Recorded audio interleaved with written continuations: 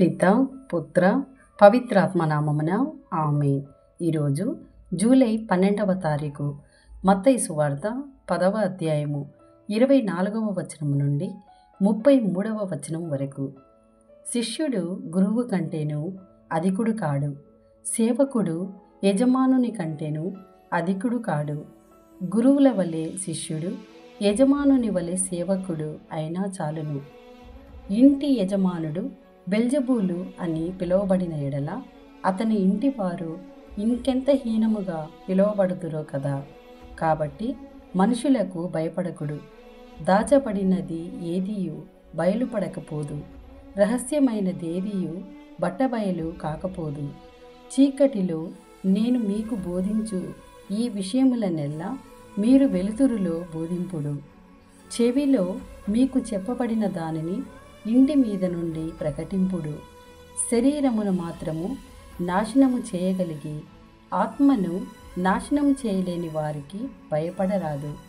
ఆత్మను శరీరమును కూడా నరక కూపమున నాశనము చేయగల వానికి ఎక్కువగా భయపడుడు.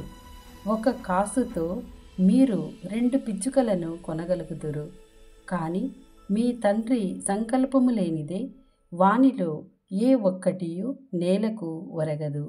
ఇక మీ విషయమున మీ తల వెంట్రుకలన్నీయు లెక్కింపబడియే ఉన్నవి. కావున భయపడకుడు.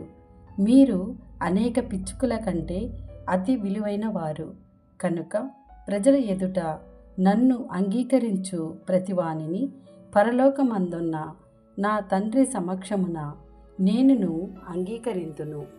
అట్లుగాక ప్రజల ఎదుట తిరస్కరించు ప్రతివానిని పరలోకమందున్న నా తండ్రి సమక్షమున నేను తిరస్కరింతును. ఇది ప్రభుని వాక్కు. సర్వేశ్వరునికి వందనములు. ప్రభువా, ఈ వాక్యాన్ని వింటున్న ప్రతి కుటుంబాన్ని ఆశీర్వదించండి. ఈ వాక్య పఠనము ప్రతి ఇంట సుగంధ పరిమళాలు వెదజల్ల చేయండి.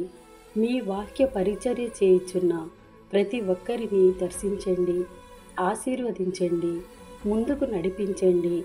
వాక్య ధ్యానాంశము ద్వారా బాధలతో, వ్యాధులతో, సమస్యలతో, నిందలతో, అవమానములతో ఉన్నారు.